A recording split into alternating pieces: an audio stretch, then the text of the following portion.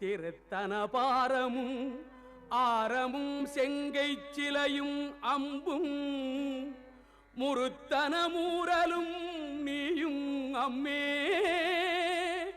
வந்து என் முன் நிற்கவே